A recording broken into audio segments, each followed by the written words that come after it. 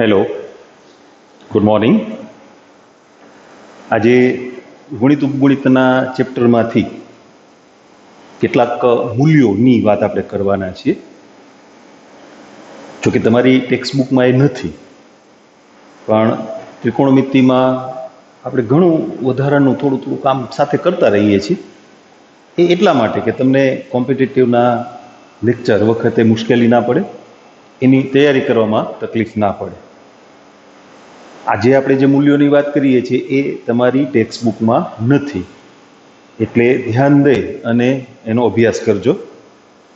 નોટમાં એની નોંધ પણ કરજો, એ તમને ઉપયોગી થશે. હવે એ જે જુદી જુદી સંખ્યાઓ છે એમાં સૌથી પહેલી સંખ્યા આપણે લઈએ છીએ 5/8. 5/8 અથવા એને અંશમાપમાં લખીએ ને તો એ થાય 22.1/2 અંશ ને સંગત.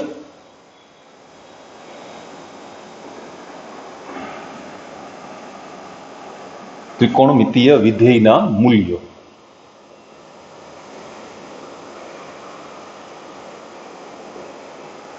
એટલે ત્રણ વિધેય માટે આપણે વાત કરીશું: સાઇન, કોસ અને ટેન.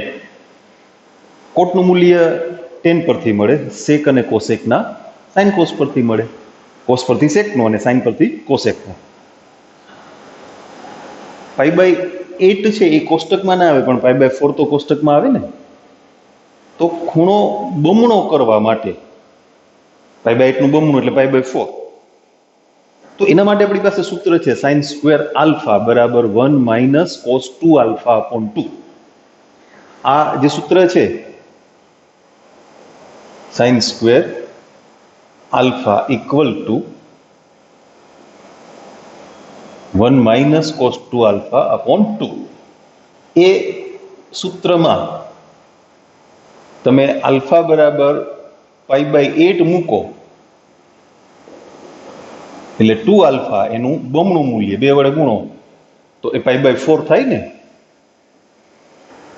તો sine square 5/8 equal to 1 - cos 5/4 upon 2.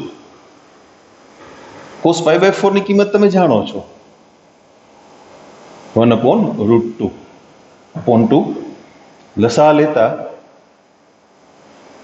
√2 - 1 upon 2√2. પણ મૂલ્યની વાત હોય તો જનરલી છેદમાં કરણી સંખ્યા કે અસમય સંખ્યા આપણે નથી રહેવા દેતા, એટલે અંશ અને છેદને આપણે √2 વડે ગુણશું, ઇન્ટુ √2 upon √2. એટલે એ થશે 2 - √2 upon 4.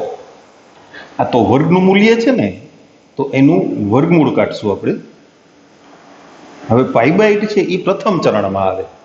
22.5 અંશ એટલે 0 ને 90 અંશની વચ્ચે આવ્યા ને, તો sin 5/8 નું મૂલ્ય કેવું હોય? ધન. અચ્છા, 2 - √2 ધન છે એટલે આવું થશે. 4 નું વર્ગમૂળ 2 આપણે આગળ લખી નાખીએ, 1/2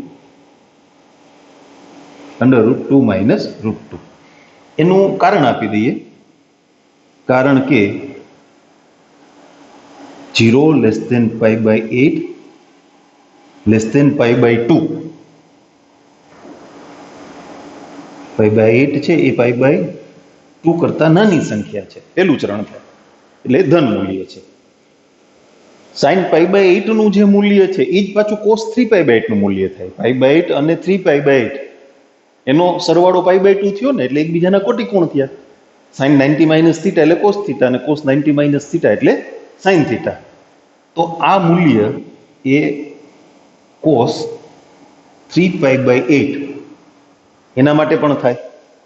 3/8 એટલે 67.1/2 અંશ. આપણે એની પણ વાત કરવાના છીએ. હવે જેમ સાઇન નું મૂલ્ય મેળવ્યું એમ કોસ નું મૂલ્ય પણ મેળવવાનું છે, અને ટેન નું. પછી 3/8 માટે આપણે વાત કરશું, બરાબર. બીજું, હવે કોસ માટે તો cos square alpha equal to 1 + cos 2 alpha upon 2 એમાં આલ્ફાની જગ્યાએ π/8 મૂકીએ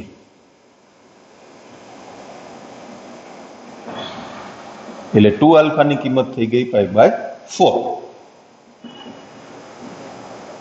તો cos square π/8 equal to 1 plus cos π/4 upon 2. cos π/4 નું મૂલ્ય તમે જાણો છો 1/√2 અપોન 2. લસા લેતા √2 પ્લસ 1 અપોન 2√2. એમાં પણ અંશ અને છેદને √2 વડે ગુણશું એટલે અંશમાં થશે 2 પ્લસ √2 અને છેદમાં થશે 4.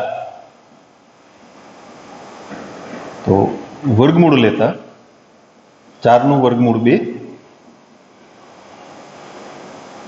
રૂટમાં 2 પ્લસ √2. ધન વર્ગમૂળ શું કામે? અહીંયા પણ કારણ આપી દઈએ 0 લેસ ધેન π/8 લેસ ધેન π/2. તો cos π/8 ગ્રેટર ધેન 0. cos π/8 નું મૂલ્ય છે એ sin 3π/8 નું મૂલ્ય છે, બરાબર. હવે tan ની વાત, ત્રીજું થર્ડ વન. તો આ સૂત્રનો ઉપયોગ કરીએ એ પણ તમે શીખી ગયા છો. tan સ્ક્વેર આલ્ફા બરાબર 1 minus cos 2 alpha upon 1 plus cos 2 alpha. એ સૂત્રમાં આલ્ફા બરાબર π/8 મૂકતા 2 આલ્ફા થશે π/4. તો tan square π/8 equal to 1 minus cos π/4 upon 1 plus cos π/4. cos π/4 ના મૂલ્યો મૂકશું 1/√2. અંશ અને છેદનો લસા સરખો છે, ઉડી જશે એટલે √2 માઇનસ 1 અપોન √2 પ્લસ 1 આવું મળ્યું. છેદનું સમીકરણ કરશું, અનુબદ્ધકરણી એવું તમે શીખ્યા છો ને. એટલે અંશ અને છેદને √2 માઇનસ 1 એના વડે ગુણશું એટલે અંશમાં √2 માઇનસ 1 નો સ્ક્વેર થશે અને છેદમાં √2 પ્લસ 1 ગુણ્યા √2 માઇનસ 1. √2 માઇનસ 1 નો સ્ક્વેર એના છેદમાં √2 પ્લસ 1 ઇન્ટુ √2 માઇનસ 1. અંશમાં વર્ગનું વિસ્તરણ કરીએ, પહેલા પદનો વર્ગ પ્લસ બીજા પદનો વર્ગ માઇનસ મધ્યમ પદ છેદમાં પહેલા પદનો વર્ગ ઓછા બીજા પદનો વર્ગ એટલે 3 માઇનસ 2√2. એ કરણીના વર્ગમૂળની વાત તમે શીખી ગયા છો ને. એને પૂર્ણ વર્ગ કરવું હોય ને તો થઈ જાય. કઈ રીતે? આના ભાગ પાડો 2 પ્લસ 1 માઇનસ 2 √2 ઇન્ટુ 1 એટલે એ કોનો વર્ગ થાય? √2 માઇનસ √1. √1 1 જ થાય, મને ખબર છે. આ tan સ્ક્વેર π/8 નું મૂલ્ય છે, તો tan π/8 વર્ગમૂળ કાઢીએ એટલે √2 માઇનસ 1, બરાબર. એ √2 માઇનસ 1 ધન છે, કારણ કે √2 છે એ 1 કરતા મોટી કિંમત છે. એ પાછું જોવું પડે ને, ઋણ મૂલ્ય ના થવું જોઈએ, કારણ કે tan π/8 ધન હોય, π/8 છે એ પેલા ચરણની સંખ્યા છે એટલે tan π/8 ધન રહેવા જોઈએ. આ મૂલ્ય cot 3π/8 નું પણ થાય, બરાબર. તો આપણે એક યાદી ક્રિએટ કરી લઈએ. તમારે એ યાદી નોટમાં રાખવાની છે મૂલ્યોની. આ આટલા જે મૂલ્યો છે ને એ યાદી પછી 3π/8 ની વાત પણ કરવી છે. પછી બીજી પણ કેટલીક સંખ્યાઓ છે કે જે મૂલ્યો તમારે કોમ્પિટિટિવ માટે તૈયાર કરવાના છે. બરાબર? એટલે અહીંયા આપણે એક યાદી બનાવી લઈએ. sin π/8 નું મૂલ્ય 1/2 √2 minus √2 equal to cos 3π/8. પછી cos π/8 નું મૂલ્ય 1/2 √2 plus √2 એ sin 3π/8 નું મૂલ્ય થયું. અને ત્રીજું જે આપણે મેળવ્યું ને tan π/8 તો √2 minus 1 એ cot 3π/8 નું મૂલ્ય છે. ઓકે, હવે વાત કરીએ સંખ્યા 3π/8 ની. એટલે sin 3π/8 નું મૂલ્ય લખશું, મેળવશું cos 3π/8 અને tan 3π/8. sin 3π/8 થી cos π/8 નું મૂલ્ય થશે. cos 3π/8 એ sin π/8 નું મૂલ્ય થશે. બરાબર ને? તો એ મેળવવાની જરૂર ખરી નહીં. શું કામે? આવી ગયા આમાં જુઓ કે નહીં. sin π/8 sin 3π/8 cos π/8 cos 3π/8 પણ tan છે ને એમાં 3π/8 નથી આવ્યું એટલે એ મેળવવું પડે ને. sin અને cos તો રસપરસ આવી ગયા. sin 3π/8 નું મૂલ્ય ગણવાની જરૂર નથી. બાજુમાં સમજાવીને પછી અહીંયા આપણે લખી નાખશું. આપણે કોનું મૂલ્ય મેળવવું છે? tan 3π/8 નું. 3π/8 એટલે 67.1/2 અંશ. લખી દઈશ નીચે અંશમાં આપણે રેડિયનમાં. ઓકે, તો આપણે હમણાં જે સૂત્રનો ઉપયોગ કર્યો ને એ જ સૂત્રની વાત કરશું. tan square alpha equal to 1 minus cos 2 alpha upon 1 plus cos 2 alpha. એમાં આલ્ફાની જગ્યાએ 3π/8 મૂકીએ એટલે 2 આલ્ફાનું મૂલ્ય કેટલું થશે? 3π/4. બે વડે ગુણાઈ જાય ને. તો tan square 3π/8 equal to 1 minus cos 3π/4 upon 1 plus cos 3π/4. cos 3π/4 નું મૂલ્ય તમને ગણતા આવડવું જોઈએ. ભાગ શું પડે? પાઈ માઇનસ π/4 એટલે બીજું ચરણ. cos નું મૂલ્ય ઋણ હોય એટલે cos 3π/4 નું મૂલ્ય કેટલું થાય? -1/√2. એટલે અંશમાં માઇનસ માઇનસ પ્લસ થઈ જાય અને છેદમાં માઇનસ થાય. ભાગ પાડીને તમે બાજુમાં ગણી લ્યો. √2 + 1/√2 - 1. અનુબદ્ધ કરણીથી ગુણાકાર કરશું એટલે અંશમાં √2 + 1 નો સ્ક્વેર છેદમાં √2 + 1 ઇન્ટુ √2 - 1. વર્ગનું વિસ્તરણ કરતા 2 + 1 + 2√2 છેદમાં 2 - 1 એટલે અહીંયા લઈ લો 3 + 2√2/1. એ પણ પૂર્ણ વર્ગ કરી શકાશે. 2 + 1 + 2 ઇન્ટુ √2 ઇન્ટુ 1 એટલે કોનો વર્ગ થયો? √2 + √1 નો સ્ક્વેર. તો tan 3π/8 વર્ગમૂળ કાઢતા √2 + 1 ધન સંખ્યા જ છે. બરાબર?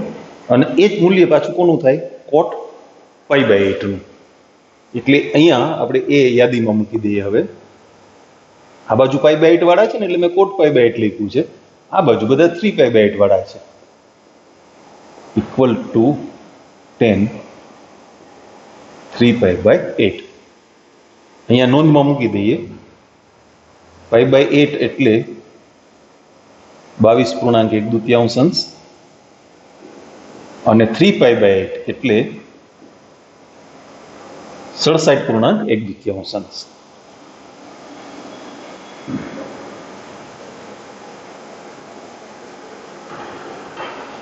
હજુ આપણે અમુક મૂલ્યોની વાત કરવાના છીએ.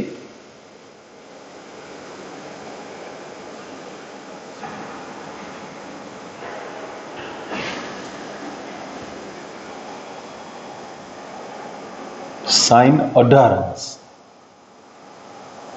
એટલે રેડિયનમાં કરો લખો તો π/10 નું મૂલ્ય એ અગત્યનું છે. એના પરથી ઘણા બધા મૂલ્યોની વાત આપણે કરવાના છીએ.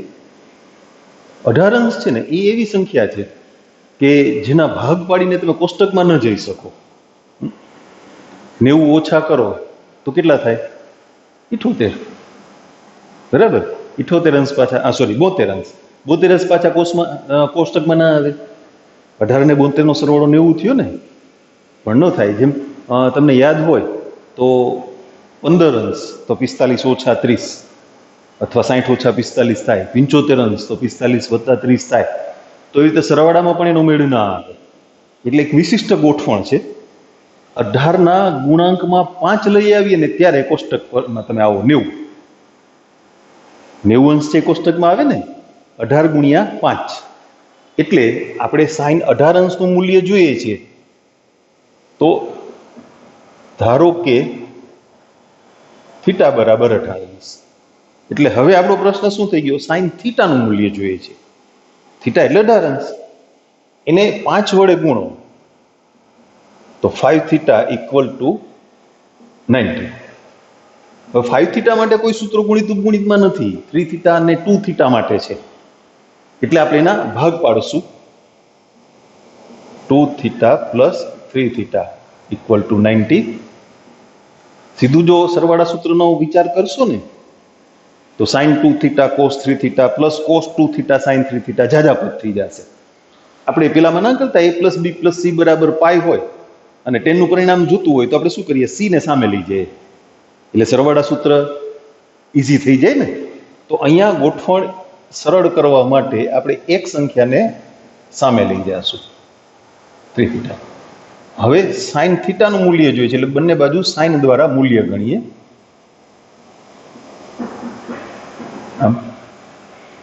તો sine 2 theta equal to cos 3 theta. Sine 90 minus theta હોય તો કોસ થીટા થાય ને, સાઈન 90 માઇનસ 3 થીટા એટલે કોસ 3 થીટા. એ બેના સૂત્રો છે તમારી પાસે. સાઈન 2 થીટા એટલે 2 સાઈન થીટા કોસ થીટા અને કોસ 3 થીટા તો 4 cos cube theta minus 3 cos theta. જમણી બાજુ કોસ થીટા કોમન કાઢો ને તો બે બાજુથી ઉડી જાય અને એ શૂન્યતર છે. થીટા એટલે 18 અંશ ને, ઉડાડી દઈએ. 4 cos square theta minus 3 cos theta એટલે કે કોસ 18 અંશ એ 0 કરતા મોટા છે. પેલા ચરણમાં તો બધા મૂલ્યો ધન હોય ને, એટલે ટૂંકમાં શૂન્યતર છે. ઉડાડ્યું આપણે મૂલ્ય, એ પદ એ શૂન્યતર છે એમ કહેવા માટે. આપણે સાઈનનું મૂલ્ય જોઈએ છે. તો ભાઈ કોસનું શું કામ છે? અહીંયા આવ્યા તો શું કરીએ? આપણે એને કન્વર્ટ કરી નાખીએ સાઈનમાં. 2 sine theta equal to 4 into 1 minus sine square theta minus 3. તો 2 sine theta equal to 4 minus 4 sine square theta minus 3. ગોઠવીએ. સાઈનનું દ્વિઘાત સમીકરણ ગોઠવાશે. 4 sine square theta plus 2 sine theta minus 1 equal to 0. 4 ના ભાગ પાડીને 2 ના આવે, કારણ કે 2 ગુણ્યા 2 4 થાય તો સરવાળો કે તફાવત 2 ના થાય. 4 એકુ 4 થાય તો પણ સરવાળો કે તફાવત 2 ના થાય. એટલે તમે સમીકરણ ઉકેલવાની જે સૂત્રવાળી પદ્ધતિ શીખી ગયા છો એનો ઉપયોગ કરીએ. સમીકરણનું સમાધાન કરતી સાઈન થીટાની કિંમત માઇનસ બી એટલે minus 2 plus minus under root B square એટલે 2 નો વર્ગ માઇનસ 4ac એના છેદમાં 2a એટલે minus 2 plus minus under route 4 ચોક 16, 16 ને 4 20 એના છેદમાં 8. 20 છે પૂર્ણ વર્ગ સંખ્યા નથી, પણ 5 ચોક 20 કરો ને તો 4 નું વર્ગમૂળ 2 થાય. એટલે આપણને આવું મળશે -1 પ્લસ માઇનસ √5/4. એટલે બે કિંમત થઈ ને, -1 માઇનસ √5/4 અને -1 પ્લસ √5/4. પણ સાઈન 18 છે ને, અત્યારે થીટા એટલે 18 છે ને, પરંતુ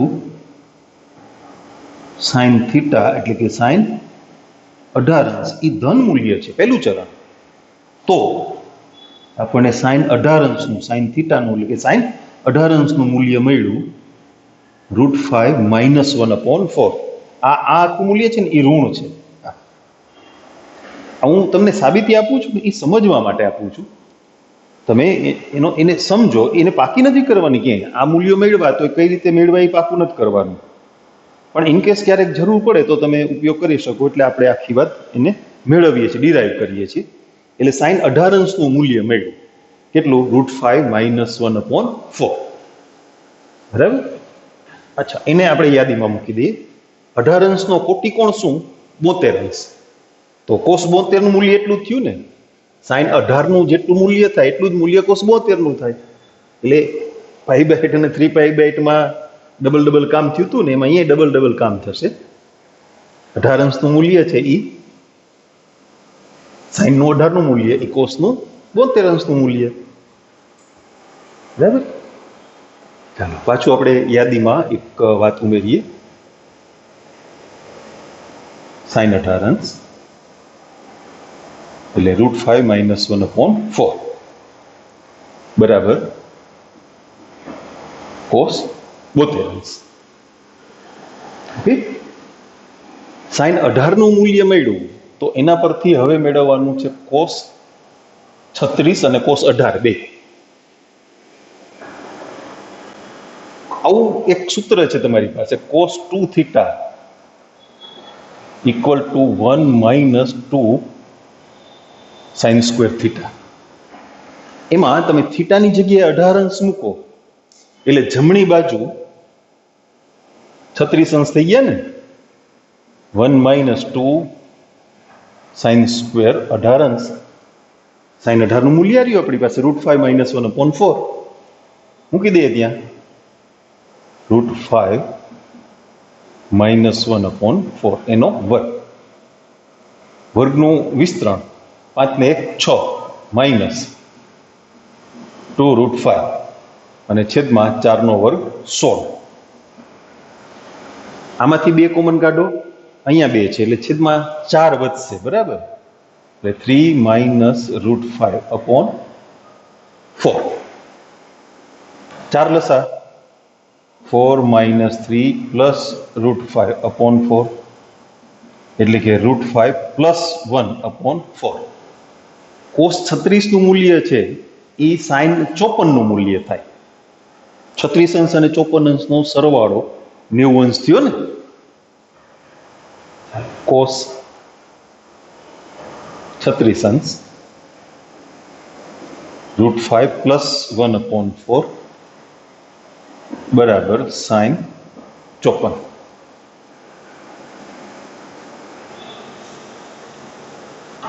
સાઈન 18 મૂલ્ય મળ્યું એના ઉપરથી cos 18 મૂલ્ય મળે નિત્યસમથી, અને સાઈન 36 મૂલ્ય મળ્યું એના ઉપરથી cos 36 મૂલ્ય મળે. સોરી, cos ઉપરથી સાઈન નું મૂલ્ય.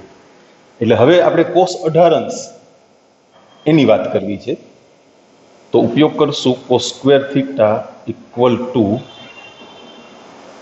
1 - સાઈન સ્ક્વેર થીટા નિત્યસમ. એટલે cos સ્ક્વેર 18 બરાબર 1 - સાઈન સ્ક્વેર 18. સાઈન 18 જે મૂલ્ય છે √5 - 1/4 એનો સ્ક્વેર. 5 ને 1 6 માઇનસ 2√5 છેદમાં 16. 16 લસા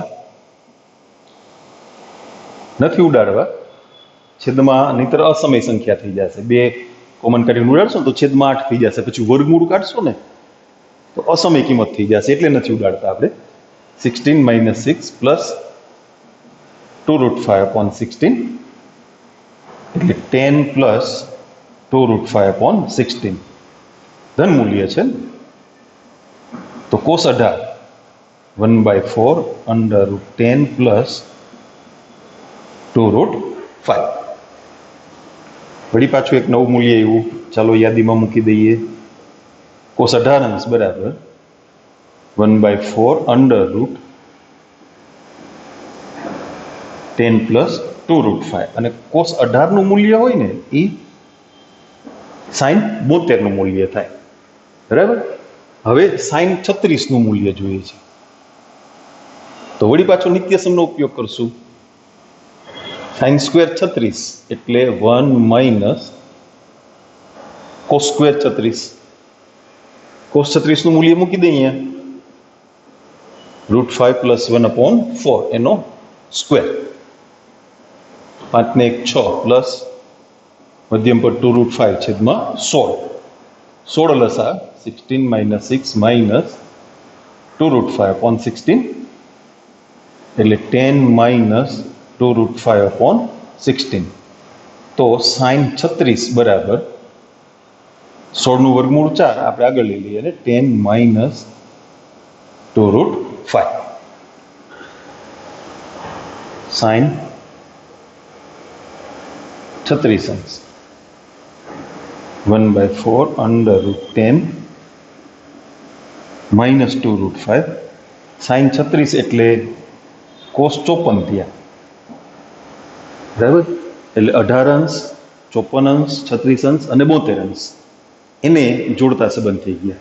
sin 18 નું મૂલ્ય cos 18 નું, sin 36 cos 36, sin 72 cos 72, sin 54 cos 54.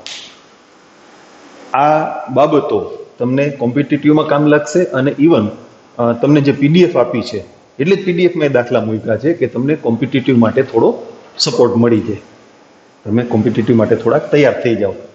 ટૂંકમાં કોમ્પિટિટિવની અગાસીએ પહોંચવા માટે હું તમને છેલ્લા પગથિયા સુધી પહોંચાડું છું. હવે તમારે આગળ વધવાનું છે, એટલે આટલા મૂલ્યો એ તમારે કોમ્પિટિટિવના લેવલ માટે એ તૈયાર કરવાના છે. એટલે અહીંયા આપણી ગુણિત ઉપગુણિતની વાતો પૂરી થઈ. હજુ કેટલાક વિદ્યાર્થીઓને, ભાઈઓ બહેનો બધા થોડી ગળમથલ છે ટેસ્ટ બાબતે.